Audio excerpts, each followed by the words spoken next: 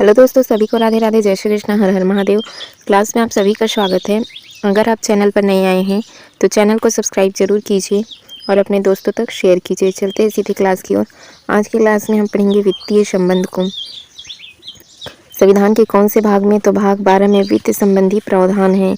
इस भाग में करों के निर्धारण, उद्गम और विनियोजन संबंधी विषयों में संघ एवं राज्य की अधिकारिता का प्रावधान दिया है। ठीक, जो भी कर लगाती है तो केंद्र सरकार कर लगाएगी, उसका उपयोग कौन करेगा, उसका उद्ग्रहण और विनियोजन किस तरह से होगा, किस तरह से कर का निर्धारण होगा, ये सभी वित्तीय संबंध के अंतर्गत आते हैं। वित्तीय जो विषय हैं उस पर संघ की शक्तियाँ प्राप्त है ना। वित्तीय विषयों पर संघ को सबसे ज़्यादा शक्तियाँ प्राप्त है। इस भाग में संघ द्वारा राज्यों को अनुदान एवं विशेष केंद्रीय सहायता का प्रावधान भी है। संघ एवं राज्य के बीच वित्त के बंटवारे की सिफारिश वित्त आयोग करता है। संघ और राज्य के बीच में वित्त के बंटवारे की सिफारिश कौन करेगा? तो वित्त आयोग इनकी सिफारिश करते हैं। आर्टिकल नंबर 265, ठीक है। आर्टिकल नंबर 265 में क्या कहा है? आर्टिकल नंबर 265 में बिना विधि के कोई भी कर नहीं ले सकते आप। इसके लिए आपको क्या बनानी होगी? विधि के द्वारा ही कोई कर का निर्धारण होता है। विधि के अनुसार ही कर का निर्धारण होता है। बिना विधि के कोई भी कर नहीं लिया जाएगा। संघ सूची के विषय पर कौन कर लगाएगी? तो संघ, ठीक है। संघ सूची के विषय पर संघ सरकार कर लगाएगी।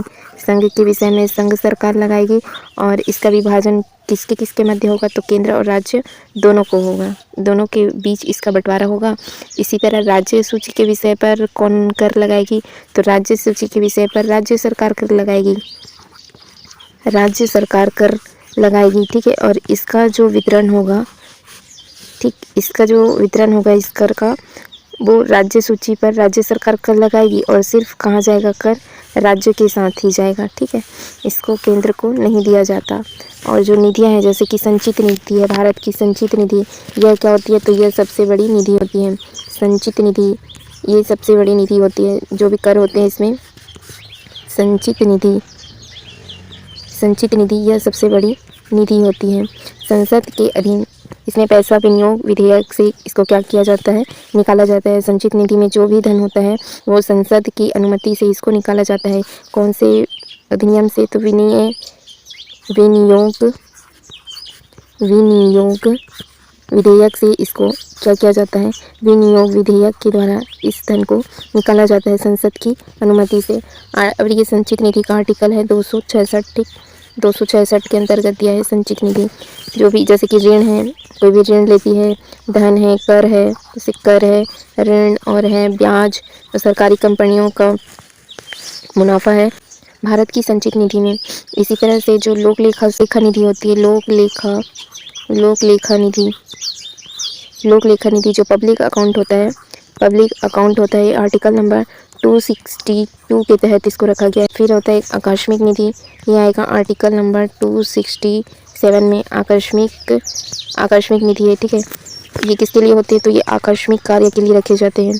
आकस्मिक कार्य के लिए आकस्मिक निधि का प्रयोग किया जाता है। ये किसके अधीन होती है? तो ये कार्यपालिका के अधीन होती है।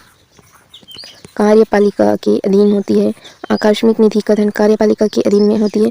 कितने पैसे रखे जाते हैं इसमें? 500 करोड़, ठीक है। 500 करोड़ रकम इसमें रखी जाती है। आर्टिकल नंबर 268 में क्या है? संघ कर लगाता है इसमें, ठीक है। इसमें कौन कर लगाएंगे? तो संघ सरकार इसमें क्या लगाती है? संघ सरकार इसमें कर लगाती है आर्टिकल नंबर 268 के तहत। और इन कर को इकट्ठा कौन करते हैं? आर्टिकल नंबर 268 के तहत संघ सरकार कर लगाती है और उस कर को इकट्ठा कौन करती है? राज्य, ठीक है। राज्य उस कर को इकट्ठा करती है और उपभोग कौन करते हैं? तो उपभोग भी राज्य ही करते हैं। राज्य उपभोग कौन करेगा? राज्य। कौन से आर्टिकल के तहत? 268 के तहत।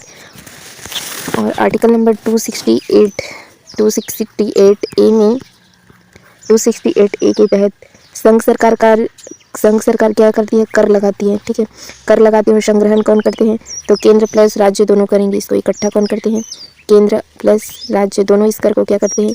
इकट्ठा करते हैं। और इसका उपभोग कौन करेगा? तो संघ और राज्य दोनों इसका उपभोग करते हैं। आर्टिकल नंबर 268 के ए में जो कर संघ लगाती है उसका कौन संग्रहण करते हैं? तो केंद्र प्लस राज्य दोनों करते हैं और उपभोग भी दोनों के दोनों करते हैं। आर्टिकल नंबर 269 आर्टिकल नंबर 269 में क्या कहा है कि संघ कर लगाएंगे, ठीक है। संग्रहण भी कर कौन करेगा, तो इसका संग्रहण, देखो इसमें क्या होती है, कर कौन लगाते हैं, संघ लगाते हैं, ठीक है। और इस कर को संग्रहण कौन करते हैं, संग्रहण भी कौन करते हैं, तो संघ ही करते हैं। किंतु उपभोग कौन करते हैं, उपभोग करते हैं राज्य। उपभोग कौन करेगा इसका, राज्य करते हैं।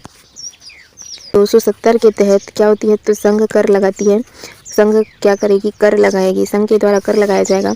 संग्रहण कौन करेगा, तो इसका संग्रहण भी संघ सरकार ही करेगी। और उपयोग कौन करेंगे, तो केंद्र और राज्य दोनों करेंगे, ठीक है। केंद्र और राज्य इनका उपयोग करेगी, केंद्र प्लस राज्य दोनों के दोनों इसका क्या करेंगे, उपभोग करेंगे। भारतीय संविधान के भाग 12 में वित्त संबंधी प्रावधान है, ठीक है। किसमें है, वित्त संबंधी प्रावधान भाग 12 में है। इस भाग में करों के निर्धारण, संग्रहण और क्या है, विनियोग संबंधी विषयों को संघ एवं राज्य की अधिकारिता का क्या दिया, इसमें प्रावधान है। वित्तीय विषय पर संघ को क्या है, तो अधिक शक्ति प्राप्त है। कर लगाने के लिए अधिक शक्ति किसके पास है, वित्तीय विषयों पर संघ के पास अधिक शक्तियां प्राप्त है। इस भाग में संघ द्वारा राज्यों के अनुदान एवं विशेष केंद्रीय सहायता का क्या है, प्रावधान भी है। संघ एवं राज्य के बीच वित्त एवं बंटवारे की सिफारिश कौन करते हैं, तो वित्त आयोग इनकी सिफारिश करते हैं। आर्टिकल नंबर 265 में क्या है कि बिना विधि के कोई भी कर, 265 में क्या देखा हमने कि बिना विधि के कोई भी कर नहीं लगा सकते। और संघ सूची के विषय पर क्या करेगी, तो संघ सरकार कर लगाएगी। संघ सूची पर संघ सरकार कर लगाएगी और इसका विभाजन केंद्र और राज्य, ठीक है, केंद्र प्लस राज्य दोनों के मध्य होगा। केंद्र और राज्य के बीच में इसका बंटवारा होगा। और राज्य सूची के विषय पर कौन कर लगाएगी, तो राज्य सरकार कर लगाएगी। और इस कर का उपयोग कौन करेगी, तो राज्य सरकार ही करेगी, ठीक। और फिर हमने देखा संचित निधि, तो यह क्या था, यह सबसे बड़ा निधि था। संचित निधि सबसे बड़ी निधि होती है। फिर हमने देखा पब्लिक अकाउंट, ठीक है, लोक लेखा जिसको कहा जाता है पब्लिक अकाउंट, लोक लेखा निधि। इसमें क्या होती है, तो जो भी कर्मचारी हैं उनके अधीन जो भविष्य निधि होती है, बचत, वो किस में जमा होती है, पब्लिक अकाउंट में।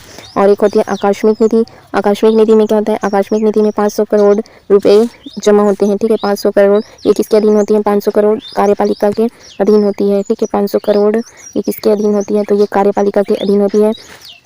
आकस्मिक निधि में 500 करोड़ रुपए की राशि क्या की जाती है, जमा की जाती है, किसके लिए होती है, तो ये आकस्मिक कार्य के लिए होती है। और फिर हमने देखा आर्टिकल नंबर 268 में कर कौन लगाते हैं, तो 268 के तहत संघ सरकार क्या करती है, कर लगाती है। और उपभोग कौन करता है, तो उपभोग भी राज्य करेगा। और इस कर का संग्रहण भी राज्य ही करते हैं, ठीक है, राज्य ही इस कर का संग्रहण करते हैं। और उपभोग भी कौन करते हैं, तो उपभोग भी कौन करते हैं, राज्य सरकार ही इसका उपभोग करती है। आर्टिकल नंबर 268 में। फिर 268A में क्या कहा है कि इसमें संघ सरकार क्या करती है, आर्टिकल नंबर 268 में 8A में क्या कहा है कि संघ सरकार क्या करती है, संघ सरकार कर लगाती है। और उसका उपभोग कौन करते हैं, उसका उपभोग केंद्र और राज्य दोनों करते हैं। और इस कर का संग्रहण किसके द्वारा होता है, तो केंद्र और राज्य दोनों इसका शब्द है, केंद्र और राज्य इसका क्या करेगी, उपभोग करेगी। और दोनों के दोनों इस कर का क्या करेंगे, संग्रहण करते हैं। फिर जो आर्टिकल नंबर 269 में हमने क्या देखा कि इसमें क्या होता है कि कर कौन लगाते हैं, केंद्र सरकार कर लगाती है, ठीक है। केंद्र सरकार क्या करती है, कर लगाती है। 269 के तहत संघ सरकार कर लगाती है और इसका उपभोग कौन करते हैं, तो राज्य करते हैं, ठीक है। संग्रहण भी केंद्र करेंगे, संग्रहण केंद्र सरकार करते हैं। और इसका उपभोग कौन करते हैं, तो राज्य सरकार इसका क्या करती है, उपयोग करती है, ठीक है, उपभोग करती है।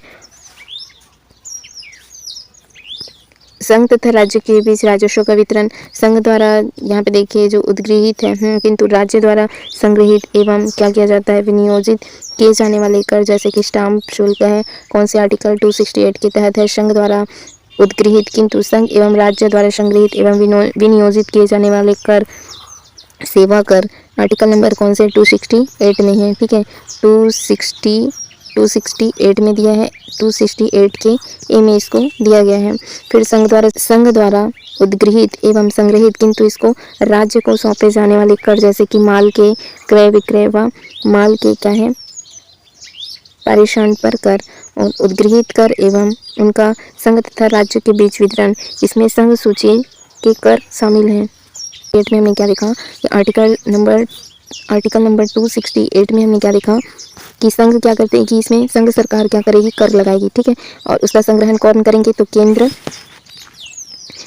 268 के तहत संघ सरकार क्या करेगी, कर लगाएगी और राज्य सरकार इसको क्या करेगी, इकट्ठा करेगी। ठीक है, राज्य सरकार इसका क्या करेगी, राज्य सरकार इसको इकट्ठा करेगी और इसका उपभोग भी कौन करेगी, तो राज्य सरकार ही करेगी। आर्टिकल नंबर 268A में हमने क्या देखा कि संघ सरकार क्या करेगी, 268A में हमने क्या देखा, संघ सरकार कर लगाएगी और इसका संग्रहण भी कौन करेगी, केंद्र और राज्य दोनों करेंगे और उपभोग भी केंद्र प्लस राज्य दोनों के दोनों करेंगे। ठीक है, केंद्र और राज्य दोनों के दोनों इसका संग्रहण करेंगे, उपभोग भी दोनों करेंगे। आर्टिकल नंबर 268 के तहत 268 में संघ सरकार क्या करेगी, कर लगाएगी, संग्रहण राज्य सरकार करेगी, उपभोग भी राज्य सरकार ही करती है।